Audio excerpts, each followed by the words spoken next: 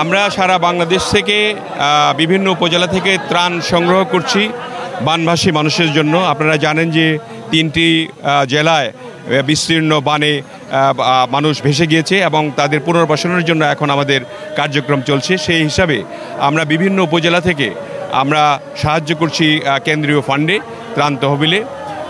সেখানে সেই হিসাবে আমি আজকে আমাদের উপজেলা থেকে দেওয়ানগঞ্জ উপজেলা থেকে 4 লক্ষ টাকা দিলাম।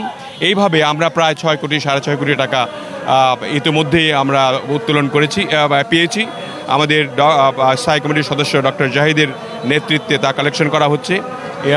ইতিমধ্যেই 10-15 কোটি টাকার ত্রাণ বিতরণ করা হয়েছে এবং প্রোগ্রাম নেওয়া হয়েছে যে যাতে করে বানভাসী মানুষদের পুনর্বাসন করার জন্য এখন আমরা কার্যক্রম চালাতে পারি। এই বিষয়ে দায়িত্বপ্রাপ্ত আমাদের যুগ্ম মহাসচিব জনাব এনি তিনি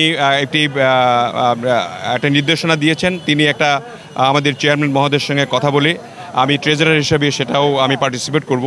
আমরা চিন্তা করছি যে তাদেরকে কিছু ঘরের আসবাবপত্র তো সব দেওয়া যাবে না, আমরা অন্তত টিনটা যদি দিতে পারি, যাদের একেবারেই সম্বলহীন, যারা এই ঘর তুলতে পারবে না, তাদের ব্যাপারে চিন্তা করছি যে একটা টিনের ছাপড়া হোক, টিনের ঘর হোক, তাদেরকে টিন দিয়ে সাহায্য করার জন্য আমরা একটা প্রস্তুতি নিয়েছি। সেটা চেয়ারম্যান মহোদয়ের অ্যাপ্রুভাল পেলেই আমরা শুরু করব সেগুলি দেওয়ার জন্য।